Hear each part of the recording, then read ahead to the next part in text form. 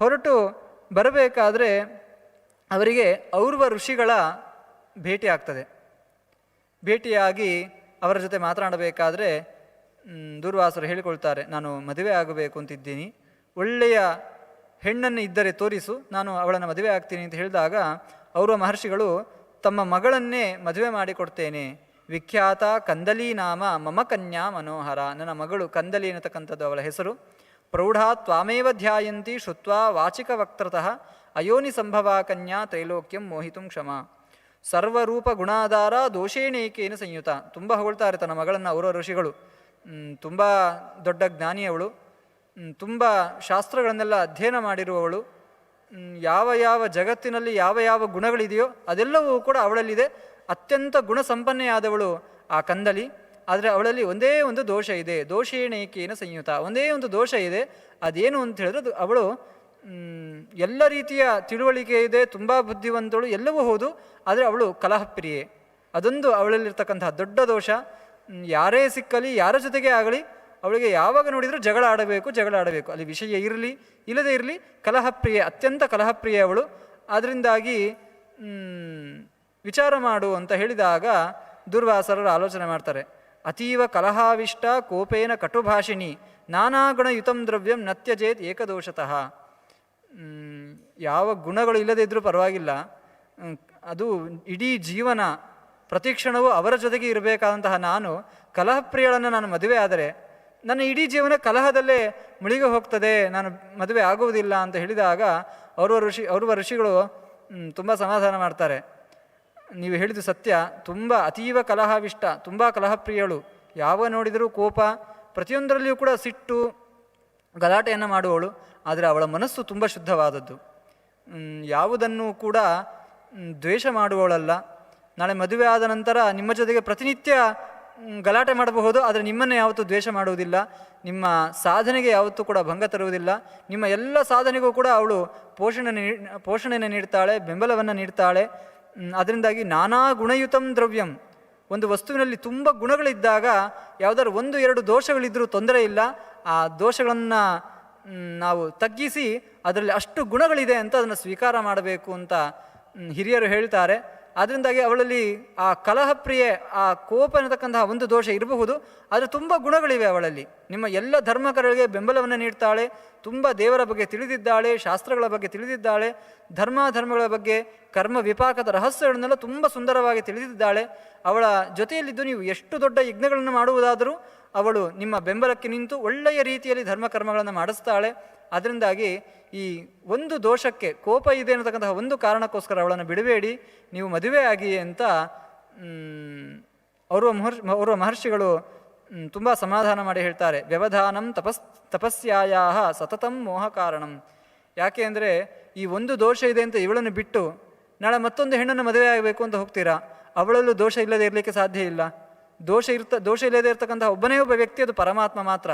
ಭಗವಂತ ಬಿಟ್ಟರೆ ಎಲ್ಲರಲ್ಲಿಯೂ ಯಾವುದಾದ್ರೂ ಒಂದು ರೀತಿಯ ದೋಷ ಇರ್ತದೆ. ಅಂಥದ್ರಲ್ಲಿ ನೀವು ಮತ್ತೊಬ್ಬರನ್ನು ಮದುವೆ ಆದರೆ 4, 5, 10, 100 ದೋಷಗಳಿರಬಹುದು. ಇವಳಲ್ಲಿ ಒಂದೇ ಒಂದು ದೋಷ.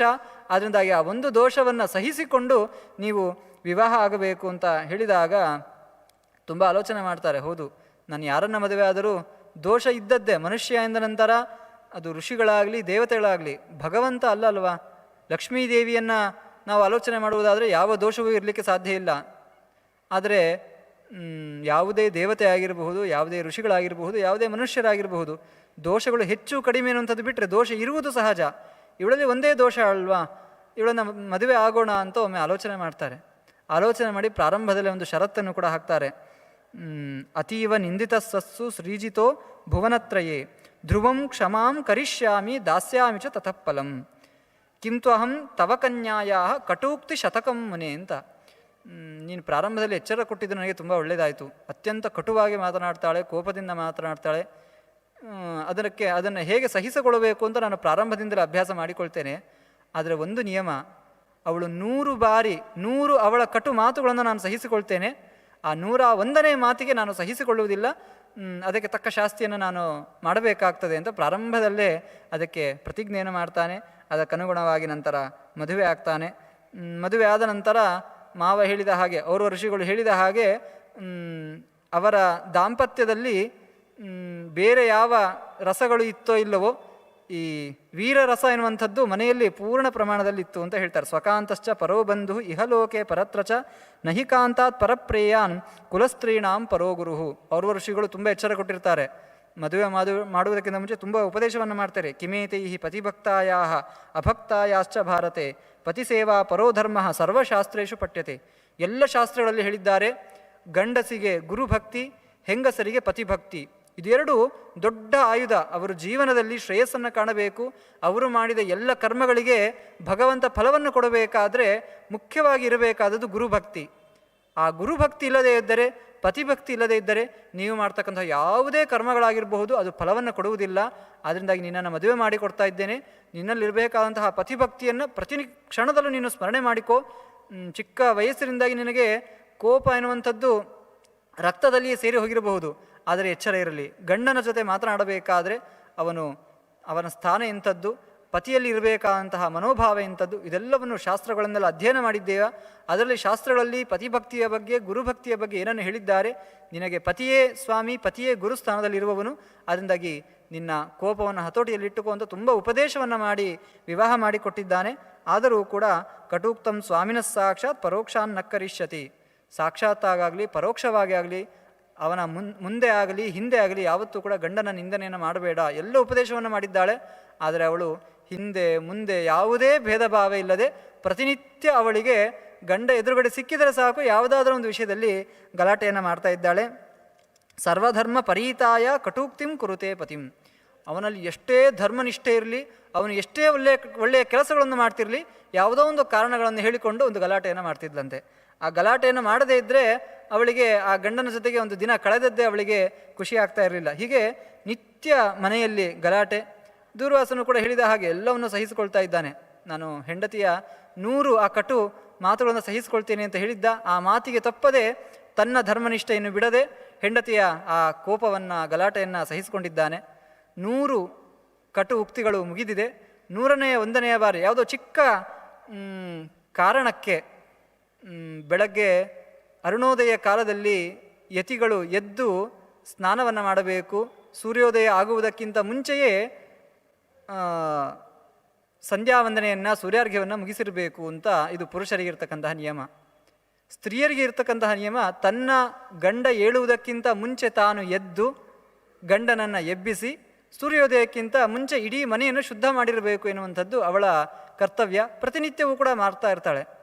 ಆದರೆ ಒಂದು ದಿನ ಅರುಣೋದಯ ಸನ್ನಿಹಿತ ಆಗಿದೆ, ಏಳುವ ಸಮಯ. ದೂರ್ವಾಸರಿಗೆ ಎಚ್ಚರ ಆಗಿದೆ. ಪ್ರತಿನಿತ್ಯ ತಾನು ಏಳುವುದಕ್ಕಿಂತ ಮುಂಚೆ ಹೆಂಡತಿ ಹೇಳ್ತಾ ಇದ್ಲು, ಎಬ್ಬಿಸ್ತಾ ಇದ್ಲು. ಇವತ್ತವಳು ಎಬ್ಬಿಸಲೇ ಇಲ್ಲ, ಇನ್ನೂ ಮಲಗಿದ್ದಾಳೆ. ಅಯ್ಯೋ ಮಲಗಿದ್ದಾಳಲ್ವ, ಪ್ರತಿನಿತ್ಯ ಅವಳು ಎಬ್ಬಿಸ್ತಾ ಇದ್ಲು, ಇವತ್ತು ನಾನೇ ಎಬ್ಬಿಸೋಣ ಅಂತ ಹೇಳಿಬಿಟ್ಟು ಅವಳನ್ನು ಎಬ್ಬಿಸಿದ್ದಾಳೆ. ಬೆಳಗ್ಗೆ ಆಗಿದೆ, ಎದ್ದು ಗೃಹ ಕೃತ್ಯಗಳಲ್ಲಿ ತೊಡಗು ಅಂತ ಎಬ್ಬಿಸಿದಾಗ ಗಂಡನನ್ನು ನಿಂದನೆ ಮಾಡಲಿಕ್ಕೆ ಶುರು ಮಾಡ್ತಾಳೆ. ನಾನು ನಿಮ್ಮನ್ನು ಎಬ್ಬಿಸುವುದು ಅದು ನನ್ನ ಕರ್ತವ್ಯ, ನಾನು ಎಬ್ಬಿಸುವುದು ಬಿಟ್ಟು ನೀವೇ ನಮ್ಮನ್ನು ಎಬ್ಬಿಸ್ತಾ ಇದ್ದೀರಲ್ವ ಅಂತ ಹೇಳಿಬಿಟ್ಟು ಒಂದು ಚಿಕ್ಕ ಕಾರಣವನ್ನು ಇಟ್ಟುಕೊಂಡು ನಿಂದನೆ ಮಾಡಲಿಕ್ಕೆ ಶುರು ಮಾಡ್ತಾಳೆ. ದೂರ್ವಾಸರು ಲೆಕ್ಕ ಮಾಡಿರ್ತಾರೆ, ಇದು 101ನೆಯ ನಿಂದೆ ಅಂತ ಲೆಕ್ಕ ಮಾಡಿದ್ದಾರೆ. ಯಾವಾಗ 100 ನಿಂದನೆಗಳನ್ನು ಮುಗಿಸಿ ಅವಳ ಪಾಪಕೃತ್ಯಗಳನ್ನು ತುಂಬಿಸಿಕೊಂಡಲು ಆವಾಗ ರುದ್ರದೇವರ ಸ್ವರೂಪರಾದಂತಹ ಆ ದೂರ್ವಾಸರರು ಶಾಪವನ್ನು ಕೊಟ್ಟಿದ್ದಾರೆ. ಆ ಶಾಪದ ಪ್ರಭಾವ, ಅವರಲ್ಲಿದ್ದಂತಹ ತಪಸ್ಸು ಬ್ರಹ್ಮಶಕ್ತಿಯ ಪ್ರಭಾವದಿಂದಾಗಿ ಆ ಕ್ಷಣದಲ್ಲಿಯೇ ಭೂಮಿಯಲ್ಲಿ ಭಸ್ಮವಾಗಿ ಹೋಗಿದ್ದಾಳೆ. ಹೀಗೆ ದೂರ್ವಾಸರರ ನಾವು ಸಾಮಾನ್ಯವಾಗಿ ಎಲ್ಲ ಪುರಾಣಗಳಲ್ಲೂ ಅವರ ಆ ಸನ್ಯಾಸದ ಜೀವನವನ್ನು ನೋಡಿದರೆ ಇಲ್ಲಿ ಒಮ್ಮೆ ವಿವಾಹವಾಗಿ ಪುನಃ ನಂತರ ಸನ್ಯಾಸ ಧರ್ಮದಲ್ಲಿ ಲೋಕದಲ್ಲಿ ಸಂಚಾರವನ್ನು ಮಾಡ್ತಾ ತಪಸ್ಸನ್ನು ಮಾಡ್ತಿದ್ರು ಎನ್ನತಕ್ಕಂತಹ ಒಂದು ಅಪೂರ್ವವಾದಂತಹ ಕಥೆಯನ್ನು ನಿರೂಪಣೆ ಮಾಡಿದ್ದಾರೆ. ನಂತರ ಆ ದೂರ್ವಾಸರರು ಹೀಗೆ ಸಂಚಾರವನ್ನು ಮಾಡ್ತಾ ಅಂಬರೀಷ ರಾಜನ, ನಾವೆಲ್ಲರೂ ಕೂಡ ಭಾಗವತದಲ್ಲಿ ಅನೇಕ ಕಡೆಗಳಲ್ಲಿ ಕೇಳಿರ್ತೇವೆ, ಆ ದೂರ್ವಾಸರರಿಗೆ ಅಂಬರೀಷನ ಸಂಪರ್ಕ ಆಗ್ತದೆ. ಅಂಬರೀಷ ಅತ್ಯಂತ ನಿಷ್ಠನಾದಂತಹ ಧರ್ಮನಿಷ್ಠನಾದಂತಹ ರಾಜ. ಏಕಾದಶಿ ಉಪವಾಸವನ್ನು ಯಾವುದೇ ಕಾರಣಕ್ಕೂ ಬಿಡದೆ ದ್ವಾದಶಿಯ ಪಾರಣೆಗೆ ಸನ್ನಿಹಿತವಾಗಿದೆ. ದ್ವಾದಶಿಯ ಕಾಲದಲ್ಲಿ ಮಾಡಬೇಕಂತ ಎಲ್ಲ ಕೈಂಕರ್ಯಗಳನ್ನು ಮುಗಿಸಿ ಪಾರಣೆಯನ್ನು ಮಾಡಬೇಕು ಅಂತ ವಿಶಿಷ್ಟರ ಸಮ್ಮುಖದಲ್ಲಿ ಹೊರಟಿದ್ದಾನೆ. ಆ ಸಂದರ್ಭದಲ್ಲಿ ದೂರ್ವಾಸರರ ಆಗಮನ ಆಗಿದೆ. ದೂರ್ವಾಸರರು ನಾನು ಸ್ನಾನಾದಿ ಕೃತ್ಯಗಳನ್ನು ಮುಗಿಸಿ ಬರ್ತೇನೆ ಅಂತ ನದಿಯ ಬಳಿ ಹೊರಟಿದ್ದಾರೆ. ಹೋದಂತಹ ದೂರ್ವಾಸರರ ಸುದ್ದಿ ಇಲ್ಲ. ದ್ವಾದಶಿಯ ತೃತೀಯ ಯಾಮ ಮುಗಿತಾ ಬಂದಿದೆ. ಪಾರಣೆಯ ಕಾಲ ಮೀರಿದರೆ ಆ ಏಕಾದಶಿಯ ಫಲ, ಆ ದ್ವಾದಶಿಯ ದಿನ ಪಾಲನೆ ಮಾಡಿ ಪಡಿಬೇಕಾದಂತಹ ದೊಡ್ಡ ಅಪೂರ್ವವಾದಂತಹ ಒಂದು ಆ ಪುಣ್ಯದ ಹಾನಿಯಾಗ್ತದೆ ಅನ್ನತಕ್ಕಂತಹ ಭಯ. ದೂರ್ವಾಸರರಿಗೆ ಕಾದು ಕುಳಿತರೆ ದ್ವಾದಶಿಯ ಕಾಲ ಮುಗಿತದೆ, ಪುಣ್ಯ ಸಿಗುವುದಿಲ್ಲ ಅಂತ ಭಯ. ದೂರ್ವಾಸರಿಗೆ ಕಾಯದೆ ತಾನು ಪಾಲನೆಗೆ ಕುಳಿತರೆ ದೂರ್ವಾಸರನ್ನು ಮೀರಿದ ಹಾಗೆ ಆಗ್ತದೆ ಅನ್ನತಕ್ಕಂತಹ ಸಂದಿಗ್ಧದಲ್ಲಿ ತೊಡಗ್ತಾನೆ. ಆಗ ವಸಿಷ್ಠರು ಒಂದು ಉಪಾಯವನ್ನು ಹೇಳ್ತಾರೆ. ಈ ನಭೋಜಯಿತ್ವ ಮೂಢಶ್ಚೇತ್ ಅತಿಥಿಂ ಸಮುಪಸ್ಥಿತಂ ಅಂತ ಹೇಳ್ತಾ, ಉಪವಾಸ ಫಲಂ ರಕ್ಷ ಕೃಷ್ಣಸ್ಯ ಚರಣೋದಕಂ ಭುಕ್ತ್ವಾ ಶೀಘ್ರಮಪೋ ರಾಜನ್ ತತ್ಕ್ಷಣಂ ಅಭಕ್ಷಣಮಿಷ್ಯತೆ. ಆ ಒಂದು ದೇವರ ತೀರ್ಥ, ಒಂದು ಸೋಟು ದೇವರ ತೀರ್ಥವನ್ನು ಕುಡಿದರೆ ಸಾಕು, ಆ ತೀರ್ಥ ಪ್ರಾಶನದಿಂದಾಗಿ ಆಹಾರವನ್ನು ಸ್ವೀಕಾರ ಮಾಡಿದ ಫಲವೂ ಬರ್ತದೆ, ಉಪವಾಸ ಇದ್ದ ಫಲವೂ ಬರ್ತದೆ. ಅದರಿಂದಾಗಿ ದೇವರ ಕೃಷ್ಣಸ್ಸ ಚರಣೋದಕಂ, ದೇವರ ಪಾದೋದಕವನ್ನು ಪ್ರಾಶನ ಮಾಡು ಅಂತ ಹೇಳಿದಾಗ ಆ ಅಂಬರೀಷ ದೇವರ ಆ ತೀರ್ಥವನ್ನು ಪ್ರಾಶನ ಮಾಡುವ ಸಂದರ್ಭದಲ್ಲಿಯೇ ದೂರ್ವಾಸರು ಬಂದಿದ್ದಾರೆ. ಬಂದಂತಹ ದೂರ್ವಾಸರು ಅತಿಥಿಯಾದ ನನಗೆ ತೀರ್ಥ ಕೊಡದೆ ನೀನು ಹೇಗೆ ತೀರ್ಥ ಕೊಡಿದೆ ಅಂತ ಕೋಪಕ್ಕೆ ಒಳಗಾಗಿದ್ದಾರೆ. ಕೋಪಕ್ಕೆ ಒಳಗೊಂಡು ಒಂದು ದೊಡ್ಡ ಕೃತ್ಯವನ್ನೇ ನಿರ್ಮಾಣ ಮಾಡಿ ಆ ಕೃತ್ಯದ ಮೂಲಕ ಅಂಬರೀಷನನ್ನು ಸಂಹಾರ ಮಾಡಬೇಕು ಅಂತ ಹೊರಟಿದ್ದಾರೆ. ಆಗ ಅಂಬರೀಷ ನಿತ್ಯ ಭಗವಂತನ ಸ್ಮರಣೆಯಲ್ಲಿ ತೊಡಗಿದವ, ಎಲ್ಲಿ ತನ್ನಿಂದ ಅಪಚಾರ ಆಯಿತು, ಅತಿಥಿಗಳಿಗೆ ನಾನು ಅಪಚಾರ ಮಾಡಿದನು ಎನ್ನುವ ಭಾವದಿಂದಾಗಿ ಕೃಷ್ಣನ ಸ್ಮರಣೆಯನ್ನು ಮಾಡಿದ್ದಾರೆ. ನಾವು ನಿನ್ನೆಯ ದಿನ ಕೇಳಿದ್ವಿ, ಯಾರು ನಿರಂತರ ಕೃಷ್ಣನ ಸ್ಮರಣೆಯನ್ನು ಮಾಡ್ತಿರ್ತಾರೆ ಅವನ ಹಿಂಭಾಗದಲ್ಲಿಯೇ ಭಗವಂತ ಸುದರ್ಶನ ಚಕ್ರರೂಪಿಯಾಗಿದ್ದು ಅವನ ರಕ್ಷಣೆಯನ್ನು ಮಾಡ್ತಿರ್ತಾನೆ ಅಂತ. ಹೀಗೆ ಆ ಅಂಬರೀಷ ಭಗವಂತನ ಸ್ಮರಣೆ ಮಾಡಿದ್ದಾನೆ, ಆ ಕೂಡಲೇ ಸುದರ್ಶನ ಚಕ್ರ ಅಲ್ಲಿ ಅಭಿವ್ಯಕ್ತ ಆಗಿದೆ. ಆ ದುರ್ವಾಸರು ರಚನೆ ಮಾಡಿದಂತಹ ಕೃತ್ಯವನ್ನು ನಾಶ ಮಾಡಿ ದುರ್ವಾಸರನ್ನೇ ನಾಶ ಮಾಡಲಿಕ್ಕೆ ಆ ಸುದರ್ಶನ ಚಕ್ರ ಬಂದಿದೆ. ಆ ಸುದರ್ಶನ ಚಕ್ರದಿಂದ ಪಾರಾಗಬೇಕು ಅಂತ ದುರ್ವಾಸರು ಎಲ್ಲ ದೇವತೆಗಳ ಬಳಿಗೆ ಹೋಗಿದ್ದಾರೆ. ಕೊನೆಗೆ ರುದ್ರದೇವರ ಬಳಿಗೆ ಹೋಗ್ತಾರೆ, ಬ್ರಹ್ಮದೇವರ ಬಳಿಗೆ ಹೋಗ್ತಾರೆ, ಸ್ವಯಂ ಭಗವಂತನ ಬಳಿಗೆ ಹೋಗಿ ನನ್ನನ್ನು ರಕ್ಷಣೆ ಮಾಡು ಅಂತ ಹೇಳಿದಾಗ ಭಗವಂತ ಹೇಳ್ತಾನೆ, ಅಹಂ ಪ್ರಾಣ ವೈಷ್ಣವಾನ ಮಮ ಪ್ರಾಣಾಶ್ಚ ವೈಷ್ಣವಾಹ ಅಂತ. ಭಕ್ತರು ನನ್ನ ಅಧೀನ, ನಾನು ಭಕ್ತರ ಅಧೀನ ಅಂತ. ಪರಸ್ಪರ ಭಕ್ತರಲ್ಲಿ ನನ್ನಲ್ಲಿ ಒಂದು ನಿಕಟವಾದಂತಹ ಸಂಬಂಧ ಇದೆ. ಅದರಿಂದಾಗಿ ನನ್ನ ಭಕ್ತರ ನಿಂದನೆಯನ್ನು ಮಾಡಿದ್ರಿಂದಾಗಿ ಸುದರ್ಶನ ಚಕ್ರ ನಿನ್ನನ್ನು ಸಂಹಾರ ಮಾಡಲಿಕ್ಕೆ ಬಂದಿದೆ. ಅದರಿಂದಾಗಿ ನೀನು ಹೋಗಿ ಆ ನನ್ನ ಭಕ್ತನಲ್ಲಿ ಅಂಬರೀಷನಲ್ಲಿ ನೀನು ಕ್ಷಮೆಯನ್ನು ಕೇಳಬೇಕು ಅಂತ ಕೇಳಿದಾಗ ಭಗವಂತನನ್ನು ತುಂಬ ಸುಂದರವಾಗಿ ಸ್ತೋತ್ರವನ್ನು ಮಾಡ್ತಾನೆ. ಎಷ್ಟು ತಪಸ್ಸನ್ನು ಮಾಡಿದ್ದರೇನು, ನಿನ್ನ ತಿಳುವಳಿಕೆ ಎಷ್ಟು ಇದ್ದರೇನು ನಿನ್ನನ್ನು ನಿಂದನೆ ಮಾಡುವಂಥದ್ದು, ಅಥವಾ ನಿನ್ನ ಭಕ್ತರನ್ನು ನಿಂದನೆ ಮಾಡ್ತಕ್ಕಂತಹ ಒಂದು ಆಲೋಚನೆ ಬಂತಲ್ವಾ, ನಾನು ನಿಜವಾಗಿಯೂ ಜ್ಞಾನಿಯಲ್ಲ, ನಾನು ತಪಸ್ವಿಯಲ್ಲ ಅಂತ ತುಂಬ ಮನಃಪೂರ್ವಕವಾಗಿ ಭಗವಂತನಲ್ಲಿ ಕ್ಷಮೆಯನ್ನು ಕೇಳ್ತಾನೆ. ಆಗ ಭಗವಂತನೇ ಹೇಳ್ತಾನೆ, ಆ ಅಂಬರೀಷ ಭಕ್ತ 1 ವರ್ಷ ಆಗ್ತಾ ಬಂತು, 1 ವರ್ಷದಿಂದಾಗಿ ನೀನು ಆ ಸುದರ್ಶನ ಚಕ್ರದಿಂದಾಗಿ ನೀನು ರಕ್ಷಣೆಯನ್ನು ಪಡಿಬೇಕು ಅಂತ ಬಂದಿದ್ದೀಯಾ.